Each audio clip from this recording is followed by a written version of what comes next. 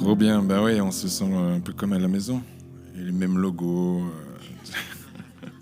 la même atmosphère de on se sent bien. Ça va? Ça va?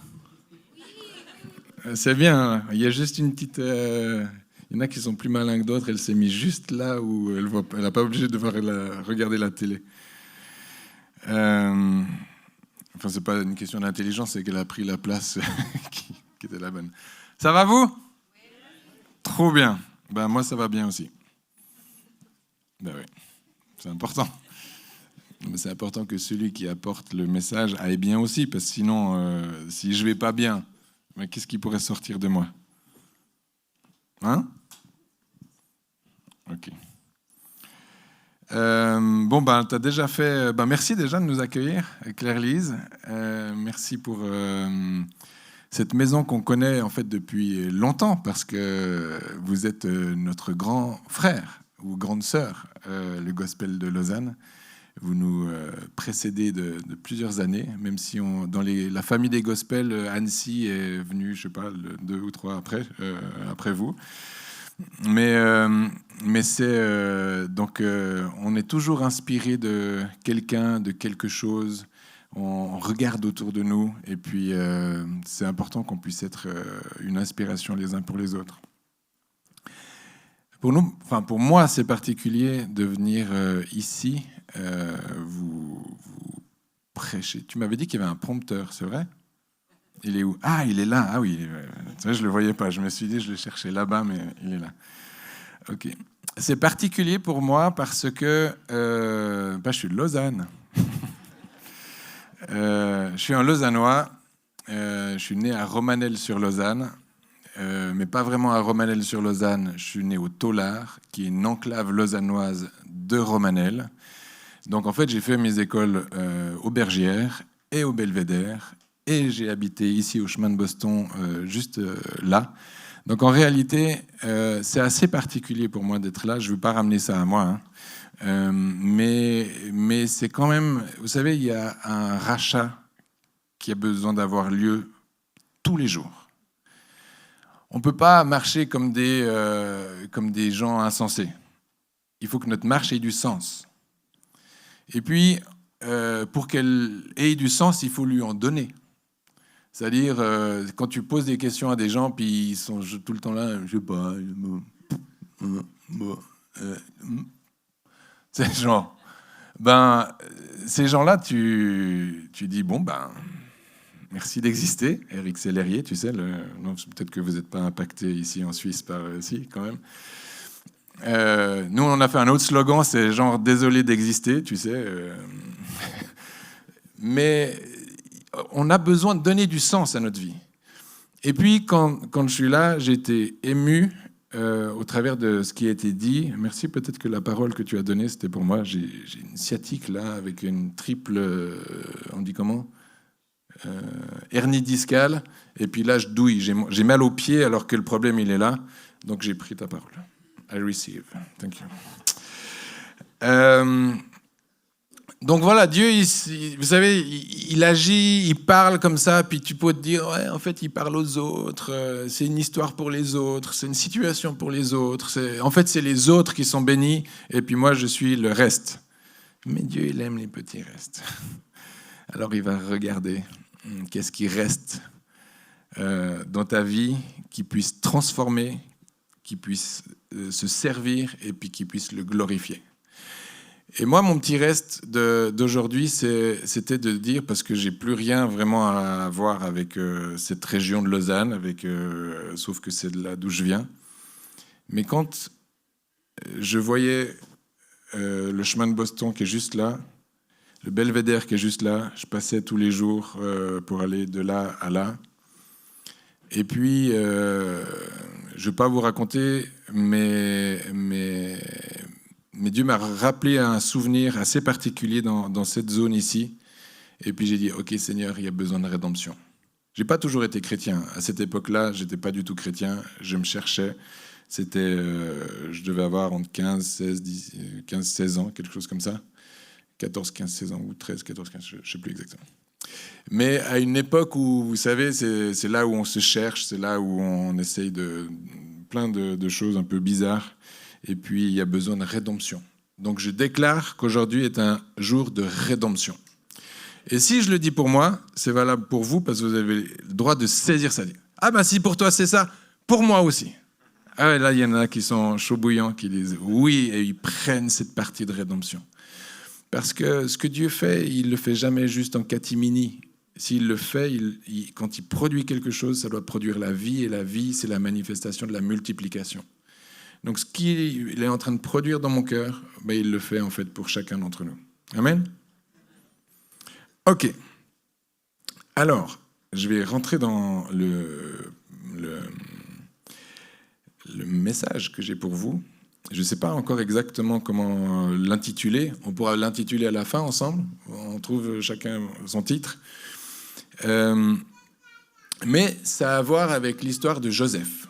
Vous connaissez l'histoire de Joseph ?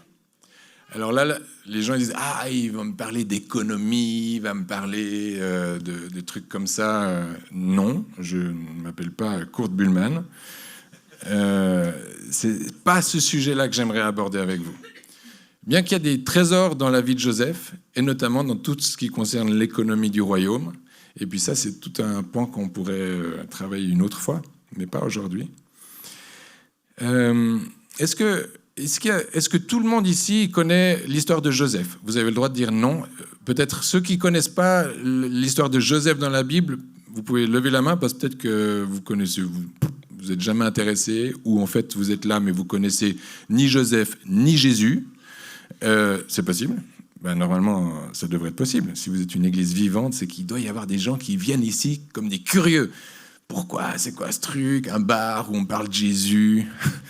Alors on va faire les... Moi c'est Julien, lui c'est Joseph, l'autre c'est Jésus, c'est les JJJ.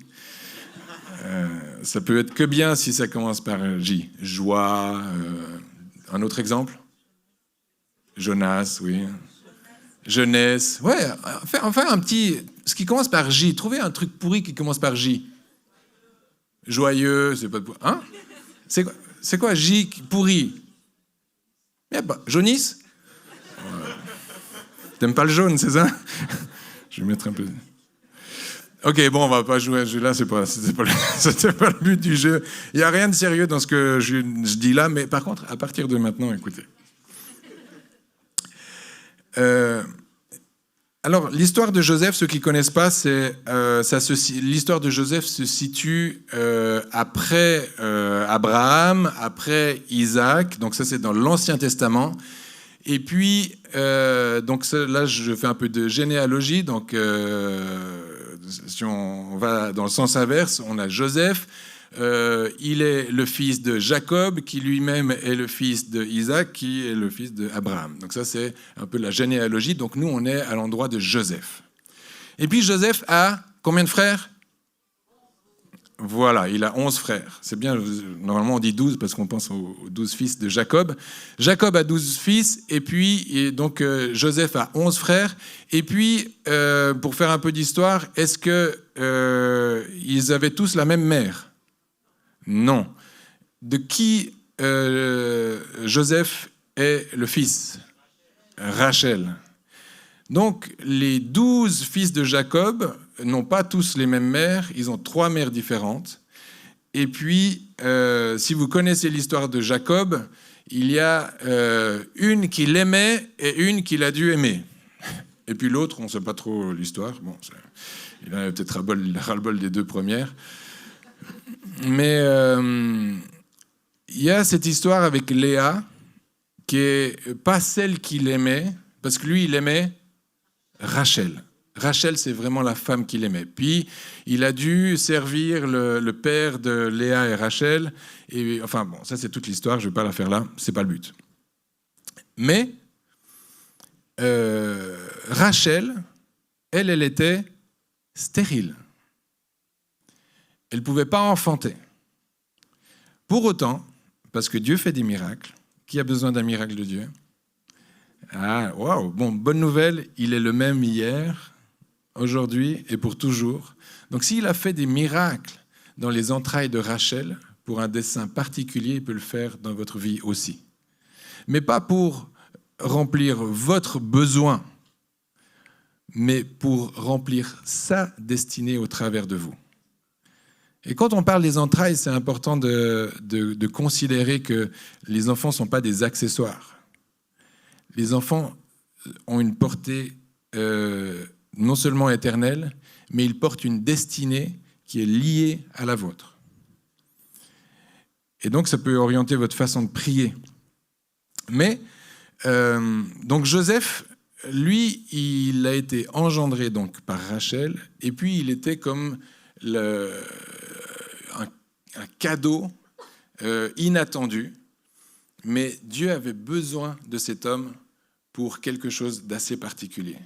En fait, il avait besoin de cet homme pour qu'aujourd'hui, vous puissiez vous reconnecter à ce que Dieu dit de vous.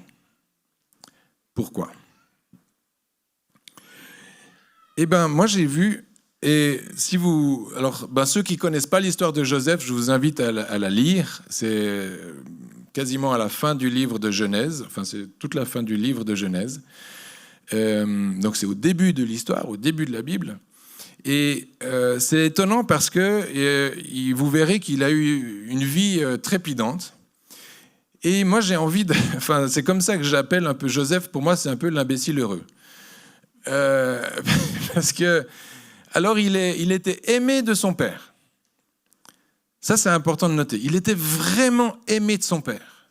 Alors, on ne sait pas s'il était aimé de son père par rapport aux 11 autres, plus parce qu'ils étaient deux, des fils, je ne sais plus quel était son frère. Voilà, Benjamin, vous avez raison. Il était le fils de Rachel, donc la femme qui l'aimait. Et donc il y a quelque chose de particulier. Alors nous, on a 6 enfants. Il y en a 3 qui sont ici, il y en a 3 qui ne sont pas là. Donc nous, on a pris les préférés. Les autres, on les a laissés à leurs occupations. Mais j'ai l'habitude de pouvoir leur dire et de les regarder dans les yeux, pas quand je les ai chacun individuellement, tu sais, tu es mon préféré. C'est genre le truc pourri, genre, puis toi aussi, tu es mon préféré. Mais en cachette. Et puis après, ils sont tous là, ouais, je suis le préféré.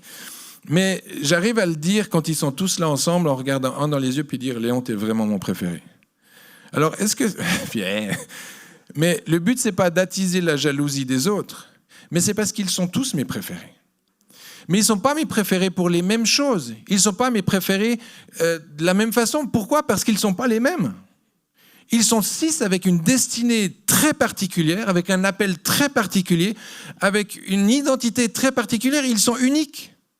Donc, je ne pourrais pas les comparer. Chez nous, on dit la comparaison, c'est quoi, Ethan ? La défense des faibles, c'est ce que j'ai dit. Parce que c'est naze de se comparer. Non, tu ne peux pas te comparer, tu es unique. Tu peux t'inspirer, tu peux regarder l'autre et dire « Wow, c'est comme ça que j'aimerais devenir, il est trop inspirant et tout. » Et puis ça, c'est bon. Mais te comparer, il y a 2 mots particuliers dans ce mot qui est pas un mot composé, qui est un mot... mais c'est une comparaison qui est un peu... Voilà. Alors pourquoi je l'appelle l'imbécile heureux ? Bon, je devrais peut-être me repentir de ça quand je le rencontrerai. Il dirait, écoute, là, on est combien ? 10 mars 2000, tu m'as traité d'imbécile. Mais Jésus aussi, il nous invite à être des imbéciles heureux. Ben oui, c'est-à-dire d'arrêter de se prendre un peu la tête. Dans Matthieu, heureux les pauvres en esprit. Qu'est-ce que ça veut dire, ça ? Ouais, c'est un peu un synonyme. Car le royaume des cieux est à eux. Heureux les affligés, car ils sont consolés. Heureux ceux qui sont persécutés pour la justice, car le royaume des cieux est à eux.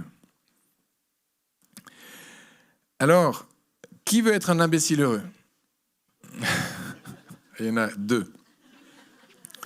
Mais pourquoi je dis que Joseph était... Pour moi, je le vois comme un imbécile heureux, c'est qu'il était donc aimé de son père, donc c'était un peu le petit chouchou.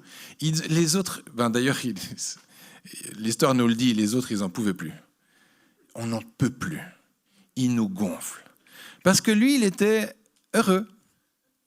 Parce qu'il arrive, les frangins, vous savez pas quoi, j'ai eu un super rêve cette nuit. Ah ouais, c'est quoi? Oh ben alors tu sais le rêve. Alors en fait vous étiez tous là, vous faisiez carpette, vous étiez à quatre pattes en train de dire t'es merveilleux, t'es extraordinaire, nous t'aimons, on te donne notre vie, tu es le merveilleux, tu es le grand. Oh c'était trop bien ce rêve. Ah ouais, ben les autres ils ont c'était au petit déjeuner, j'imagine l'ambiance. Ouais bon enfin ton rêve il est naze. Ben non. Et puis après, il revient, il surenchérit. C'est le gars, il comprend pas. Genre, mais tais-toi. T'as peut-être fait ses rêves, mais genre, ça ne nous intéresse pas. Mais lui, il était content. Tu sais, l'imbécile heureux. Ah, trop bien. Et puis en plus, mon papa, il me préfère moi que vous. Et puis en plus, tu sais quoi? Maman, elle était stérile et puis elle m'a eu. Parce que c'est celle que mon papa, il aime. Genre, j'imagine un peu le gars au point où ils l'ont balancé dans une citerne et ils ont dit, lui, il faut le faire crever. On n'en peut plus. Est-ce qu'il y a des gens autour de vous où vous n'en pouvez plus? Tu sais, des gens, ils sont tout le temps contents. On n'en peut plus. Le gars, il arrive au bureau, il est tout le temps content. Tu sais, t'as envie de claquer. Vous avez pas ça, des gens comme ça? Non? Ou vous êtes peut-être ceux-là. Ah, c'est ça. Le gars qui... Tu sais, on se dit, il faut que les chrétiens, ils arrivent, qu'on soit la lumière du monde, le sel de la terre. Ben, en fait, t'es un imbécile heureux. Enfin, je te le dis, c'est-à-dire, le monde dit de toi que t'es un imbécile heureux, fais gaffe qu'on ne te passe pas dans une citerne. Mais c'est peut-être ce qui s'est déjà passé dans ta vie. On t'a éjecté, on t'a rejeté, on t'a repoussé parce que tu es cet imbécile heureux que tout le monde déteste. De toute façon, j'ai une bonne nouvelle pour vous. Il n'a jamais été question de nous, en tant que chrétiens, qu'on soit aimés du monde. Hein. Donc si ton curseur, c'est d'être... Il faut que je sois cool, il faut que les gens m'aiment bien, il faut que j'ai maxi vues, il faut que tout ça, il faut que tout soit bien pour que les gens ils me kiffent.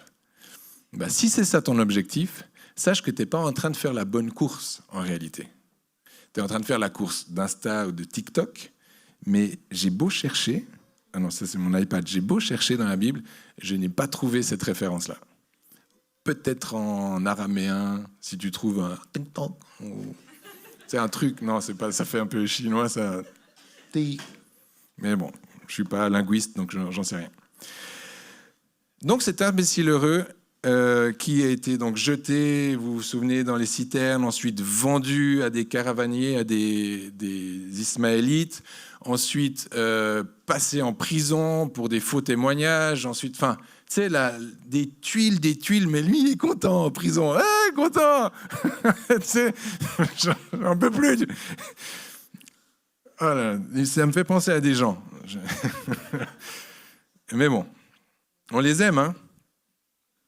Alors, le passage où je me dis, en fait, cet homme, il y a quelque chose qu'il a compris et que moi, je n'avais pas forcément compris. Je commence à le comprendre, je commence à rentrer dans cette dynamique-là. Est attaché j'ai fermé mon fichier. Est attaché à ce passage qu'on trouve dans Genèse 45, 8. Je vais le lire avec vous, mais je vous laisse le temps si vous voulez aller sur votre Bible ou votre téléphone ou sur la projection. Non, chez nous non plus, on n'a pas le truc, tu sais, où t'as le gars, il dit le verset, puis t'as le verset qui arrive, même avant qu'il le dise. On sait peut-être qu'il a donné ces versets. Donc, ça dit ça. Ça dit... je vais contextualiser après. Ce n'est donc pas vous qui m'avez envoyé ici, mais c'est Dieu. Il m'a établi père de Pharaon, maître de sa maison et gouverneur de toute l'Égypte, de tout le pays d'Égypte. Et ça, c'est Joseph qui dit ça à ses frères. Et la phrase que vous devez retenir, c'est « Mais ce n'est donc pas vous qui m'avez envoyé ici. » Et cette phrase, c'est une phrase clé. C'est-à-dire que vous devez pas, vous êtes libre, mais c'est une invitation, l'invitation, c'est que vous puissiez commencer à déclarer dans votre vie que ce n'est pas les circonstances qui conduisent votre vie. Ce n'est pas les autres, ce n'est pas les événements de votre vie, ce n'est pas les poussées extérieures, ce n'est pas toutes ces choses-là qui font ce que vous êtes. C'est Dieu qui vous conduit. Mais c'est un positionnement qui est central. Parce qu'il y a l'équipe des Caliméros et il y a l'équipe des enfants de Dieu. Mais les deux, parce qu'avec mon épouse Sandra, on a à cœur de pouvoir accueillir les vies, et même les vies qui ne sont pas très brillantes, même les vies qui ne sont pas très glorieuses, même les vies qui se sont vautrées dans le péché jusqu'alors. Parce que le slogan de Sandra, c'est, vous l'avez certainement entendu, celles qui font l'école des femmes ou différents cursus, c'est « Dieu va faire de ma misère mon ministère ». Bon, tu peux encore choper plein de gens.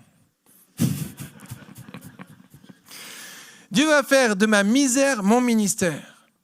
Mais pour qu'il y ait ce switch qui opère, pour qu'il y ait cette prise de conscience, mais il faut que la honte tombe, il faut que l'accusation tombe, il faut que tout ce que l'ennemi a essayé de détruire dans votre vie, c'est-à-dire votre identité, c'est-à-dire votre destinée, c'est-à-dire ce pourquoi vous êtes né, mais que lui, il est venu placer des mensonges le plus tôt possible dans votre vie.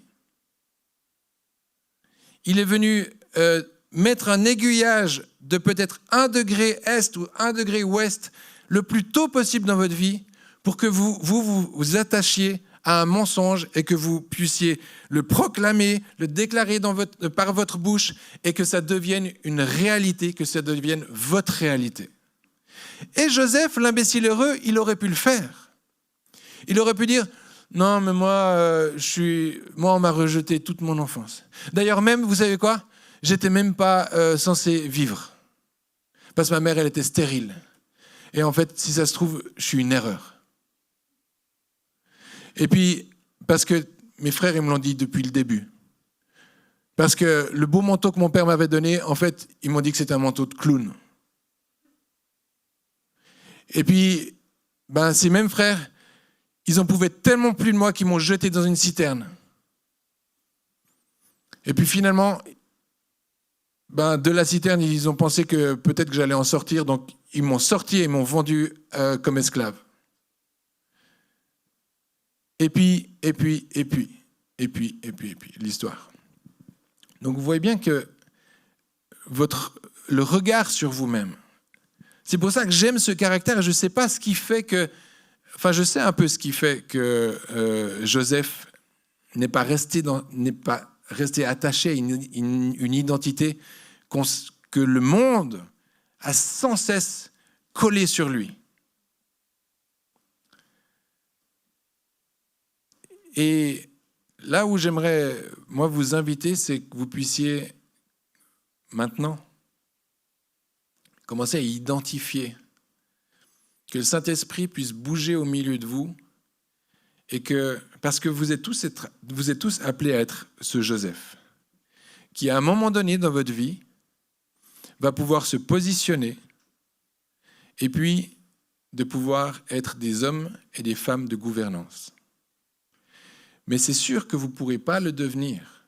Si, vous pourrez le devenir par vos propres forces. Mais dans les mains de Dieu, il ne va pas vous confier la gouvernance d'un pays, la gouvernance d'un quartier, la gouvernance d'une famille, la gouvernance de votre propre vie, si vous êtes dans une peau de Caliméro. Parce que ça ne va pas produire son fruit. Parce que vous ne serez pas établi comme le Père a besoin de vous établir et de vous reconnaître. Parce qu'il y a une connexion qui n'aura pas eu lieu. C'est-à-dire celle de cet amour du Père qui vient vous adopter, qui vient vous rencontrer, qui vous regarde dans les yeux et qui vous dit pourquoi est-ce que vous êtes créé ? Pourquoi est-ce qu'il vous a façonné ? Comment est-ce qu'il vous a rêvé avec le Saint-Esprit et Jésus depuis avant la fondation du monde ? Et qu'il a dit, lui, toi, c'est comme ça, c'est pour ce jour-là, comme Esther a été façonnée pour un jour comme celui-ci, pour un moment de toute l'histoire qui a sauvé qui a sauvé l'ensemble du peuple juif, pour qu'aujourd'hui nous puissions encore prier et louer Dieu pour Israël. Parce que vous savez, une greffe sans le tronc, c'est un bois mort. Nous, on a besoin d'être greffés à l'olivier franc. Parce que c'est là d'où sont les sources de la vie. Cette eau vive qui est dans le tronc de vie du peuple juif. Et nous avons eu cette grâce d'y être greffés. Mais ça, c'est une humilité qui nous est demandé de le reconnaître. Et de commencer à dire, c'est donc pour ça qu'il est dit qu'il fallait bénir Israël. C'est pas bénir Israël, la carte de 1974, 74.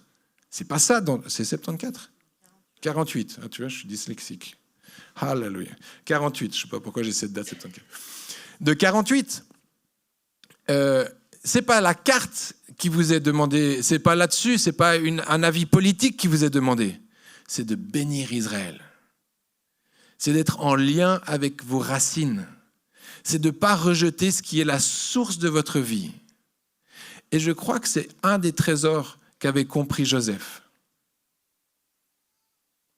Parce que quand on lit la fin de l'histoire et la mort de Jacob, on voit que Joseph avait compris depuis le début quelle était la volonté de son père. Et la volonté de son père, c'était d'être enterré, c'est-à-dire que ses os retournent là, dans le pays de la promesse, qui est le pays qui a été promis à Abraham depuis le commencement. Donc il y a une filiation. Il y a quelque chose qui dit dans votre vie que vous n'êtes pas le fruit du hasard. Vous n'êtes pas déconnectés, et je dirais même, vous êtes déconnectés de rien. Vous êtes tous interconnectés. Vous vous devez une redevabilité sans négociation. Jésus vient rechercher une église unie. Pas une église unie, oui, alors on va faire des cultes œcuméniques et puis on va se mettre d'accord sur des chartes et puis on va faire... Non, il n'en a que faire des chartes. Lui, il veut voir des cœurs fragmentés devenir un. Premièrement, dans ta propre vie. Si le lundi, tu es de bonne humeur, le mardi, tu es de mauvaise humeur, tu es bipolaire, tripolaire ou ours polaire, détends-toi et demande à Jésus de venir te réconcilier déjà toi. Parce qu'on ne va pas pouvoir se réconcilier ensemble si moi je suis fragmenté. Si vos pasteurs sont tout fragmentés, vous aurez une église toute fragmentée. Si vos pasteurs déjà, c'est un magnifique couple qui s'aime et ils sont un modèle pour ça, j'aimerais les honorer. Vous êtes un couple qui donne envie. Et rien que ça, rien que cette réalité-là, vous portez une dimension de réveil sur cette ville. Donc priez pour vos leaders, priez pour votre couple, priez pour cette famille, qu'elle reste unie, puis qu'elle sache pourquoi elle le fait, qu'il y ait une crainte qui vienne s'installer au milieu d'eux, parce qu'ils sentent qu'ils sont là, et que si eux, ils mettent de la distance entre vous, il y a de la distance qui va se créer entre vous tous. C'est pas rien, hein. On croit que faire une église, c'est ça, c'est mettre des stands, c'est organiser, c'est trouver des locaux. Bon, on sait que c'est une nécessité, mais c'est pas le centre de l'église. Le centre de l'église, c'est l'unicité de nos cœurs. Et ça, c'est ce que Joseph avait compris. Parce qu'il a honoré son père Jacob jusqu'au bout. Et puis, je me suis posé la question, est-ce que Joseph et toute son histoire de gouvernance, des greniers, toutes ces... Bon, c'est pas rien, hein, parce qu'il y avait une famine qui rigolait pas quand même à cette époque-là. Il ne nous est pas dit dans le texte combien ils sont restés dans cette affaire-là. Mais certains, et notamment la famille de Joseph, a pu bénéficier de la sagesse de Joseph et des greniers de Pharaon. Et même des ouvriers de Pharaon. Et même de toute la technicité du peuple égyptien. Tu dis, waouh, ça c'est classe. C'est-à-dire que ce n'est pas moi qui bosse, mais c'est les entreprises qui construisent des bâtiments pour accueillir le Gospel Center Lausanne. Alléluia. Mais oui, mais quoi? Si au milieu de vous, il n'y a pas ces Joseph qui se concentrent sur ce qui est dans le cœur de Dieu. Ce qui est dans le cœur de Dieu, ce n'est pas un bâtiment au milieu de Lausanne. Ce qui est dans le cœur de Dieu, c'est que les familles soient réconciliées. C'est que l'honneur soit répandu dans la maison et que cet honneur-là libère la vie. Et la vie, je vous le redis, ce n'est pas une salle pleine de gens. La vie, c'est des cœurs réconciliés, plus fragmentés, unis, qui font un, qui font l'unanimité, qui font l'unisson, qui chantent d'une même voix, qui font fondre le cœur de Dieu, comme les 120 dans la chambre haute qui étaient ensemble dans un même lieu, dans un même cœur. C'est ça qui a fait tomber l'Esprit Saint dans ce lieu. C'est ça qui a hâté l'Esprit Saint, comme maintenant ce qui va hâter le retour de Christ, c'est une église une. Alors Joseph, combien même on aime sa dimension entrepreneuriale et toutes ces choses-là, ce qui l'a tenu vivant, ce qui l'a tenu en vie, c'est le fait de pouvoir honorer son père. Il voulait retrouver son père Jacob. Et son père Jacob voulait le retrouver aussi. Il y a quelque chose, ce n'était pas une volonté, c'était destiné. Parce que quoi ? Parce qu'à l'issue de cette histoire-là, vous savez qu'il y a eu 400 ans d'esclavage. Parce que le pharaon, il a tourné sa veste. Et il est devenu un mauvais roi. C'est ce que veut dire pharaon, hein, c'est un roi. Il est devenu un mauvais roi qui a pris peur. Il a vu que les Juifs étaient vigoureux, que les femmes accouchaient vigoureusement, que les sages-femmes ne pouvaient pas rejoindre le vœu de Pharaon, c'est de faire mourir tous les garçons juifs. Et ils se sont multipliés rapidement. Mais ils ne savaient plus qui ils étaient. Il a fallu ensuite que pendant 40 ans avec Moïse, ils deviennent à nouveau un peuple qui avait été prophétisé par Jacob. Parce que j'aimerais vous lire ce que Jacob a dit sur la tribu de Joseph. Il y a une tribu de Joseph ? Non. La tribu de Éphraïm et Manassé, qui sont les fils de Joseph, qui sont nés en Égypte. Et ce que Jacob a prophétisé sur Joseph, donc sur la tribu de Joseph, si on veut bien, c'est Joseph est le rejeton d'un arbre fertile,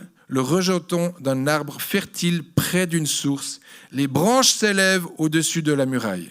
Je vous traduis ce que ça veut dire, ce que les mots veulent dire en hébreu.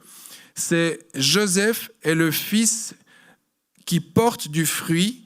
Il est le fils qui porte du fruit près de deux sources, parce que le mot source en hébreu, c'est deux sources. Ses filles enjambent le mur, parce que les branches, c'est les filles. Et ça a touché mon cœur, parce qu'il y a une génération d'hommes et de femmes.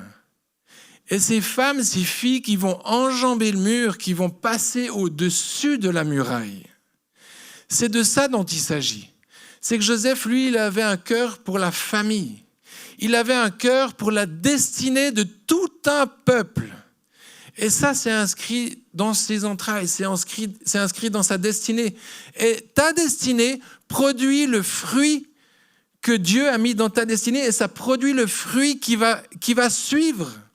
Parce que nous, des fois, on veut produire toute l'incident ou toute la vision.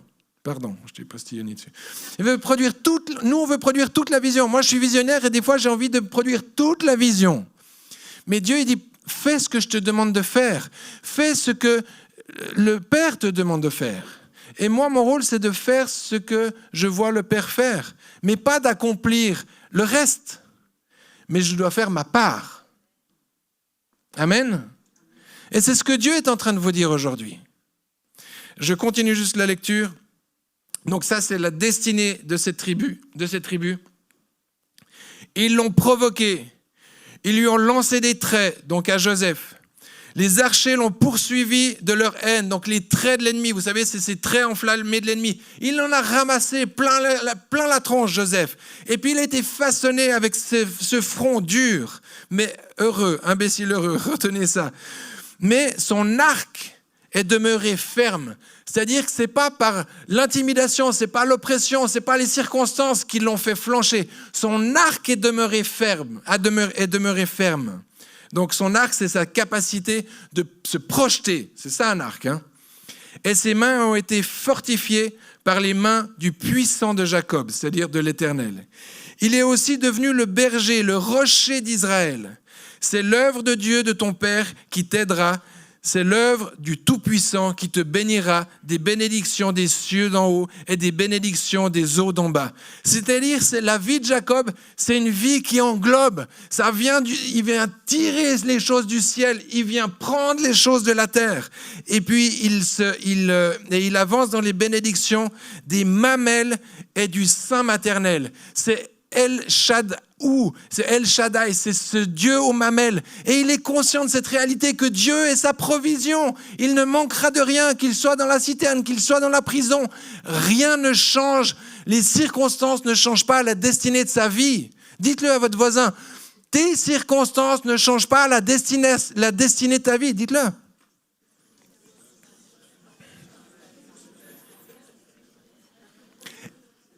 Et recevez-le surtout. C'est-à-dire que peut-être que vous êtes dans une situation compliquée aujourd'hui. Peut-être que vous ne voyez pas le bout du tunnel. Mais ça ne change pas ce que Dieu dit de vous. C'est les bénédictions de ton Père. Prenez-le pour vous, cette déclaration-là. Parce que nous, on est le fruit de toutes les tribus d'Israël. Nous, on n'est pas fragmentés. Nous, on est dans l'héritage de Christ. On est dans l'héritage du roi des rois, de celui qui règne, de celui qui était au milieu du tabernacle, qui était au milieu des tribus, qui était la présence de Dieu incarnée au milieu de tous les peuples d'Israël, de toutes les tribus d'Israël. Et nous sommes son héritage, nous sommes ses héritiers. Donc nous, on a toutes les bénédictions de toutes les tribus. Vous pouvez lire dans Genèse 49 où Jacob déclare qu'est-ce que ces tribus sont appelées à porter. Et prenez toutes les bénédictions qui y sont attachées. Qu'elles soient au-dessus des bénédictions de mes pères, jusqu'à la cime des collines éternelles, qu'elles soient sur la tête de Joseph, sur le sommet de la tête du prince de ses frères. Et vous savez que quand c'est en rouge, c'est que c'est trop tard. OK. Alors, je vais vous demander de vous lever, s'il vous plaît. Et puis, on va juste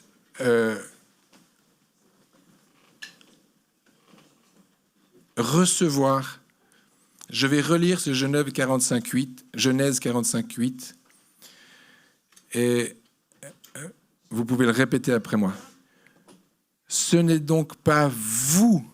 Et quand vous dites le vous, pensez aux circonstances.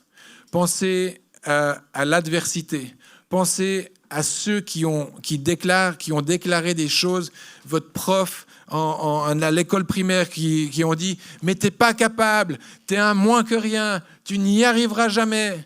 À votre patron qui vous lance des traits, des flèches enflammées, à vos autorités ou à je ne sais qui, mais qui ont de l'influence sur vos vies ou qui ont eu de l'influence sur vos vies, ou ceux qui sont rentrés dans votre vie et qui vous ont volé votre innocence, qui vous ont volé votre identité, votre sécurité. Toutes ces personnes, ces choses, ces circonstances, vous leur dites maintenant, ce n'est donc pas vous qui m'avez envoyé ici. Vous pouvez le dire, ce n'est donc pas vous qui m'avez envoyé ici. C'est Dieu.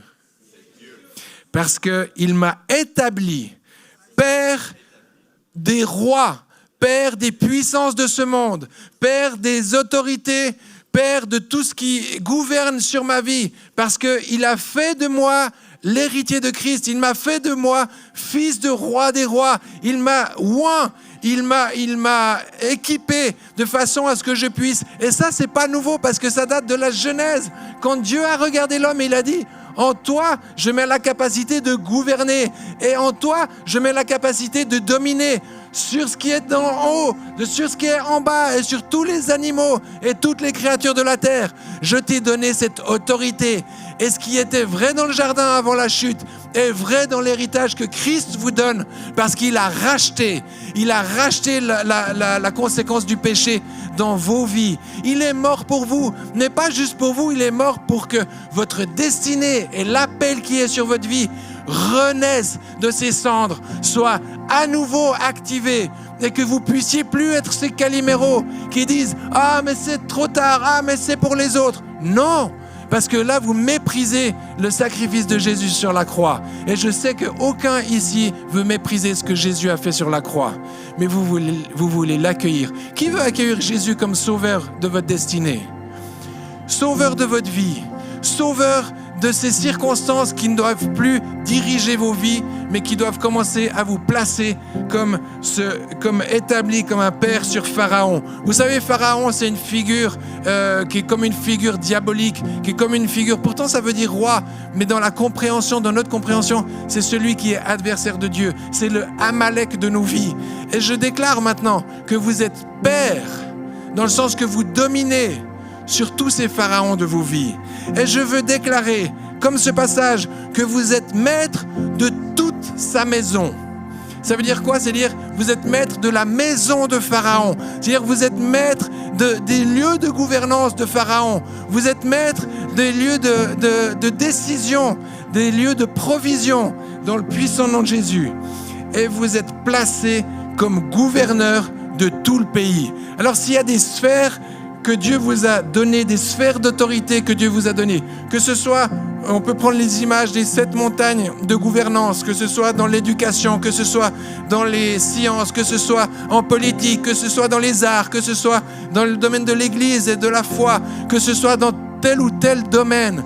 Dieu vous a appelé à gouverner sur un domaine. Rappelez que ce ne sont pas les circonstances, que ce ne sont pas vos hautes études, que ce ne soit pas votre université, que ce ne soit pas vos qualifications, vos doctorats qui vous ont amené là. Non, c'est Dieu qui vous a amené ici. Et c'est parce que c'est Dieu qui l'a décidé ainsi qu'il y aura de la réussite et du fruit. Je le déclare sur vos vies maintenant, dans le puissant et beau nom de Jésus. Amen. Alors voilà, je vous laisse avec tout ça. Soyez abondamment bénis.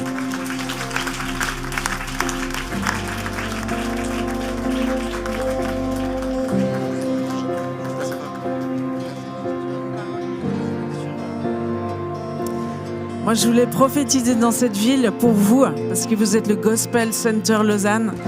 Et j'aimerais déclarer sur vous que vous allez être l'espérance de cette ville, que vous allez porter la lumière pour cette ville, que des flammes de feu vont être déposées sur vos têtes pour cette ville, et que si vous avez été nomade jusqu'à présent, c'était pour sillonner la ville de la bénédiction de Dieu, c'était pour faire tomber et renverser les forteresses de mensonges et les autorités qui sont dans cette ville. Et j'aimerais honorer l'humilité de ce couple pastoral extraordinaire. J'aimerais honorer leur obéissance, et je vais déclarer que l'humilité précède la gloire et que l'obéissance vous amène toujours dans les plans de Dieu extraordinaires. Et j'appelle vraiment sur vous la prospérité, la provision. Et je vais déclarer que vous passez de cet endroit de prison ou de difficulté jusqu'à la gouvernance avec Pharaon.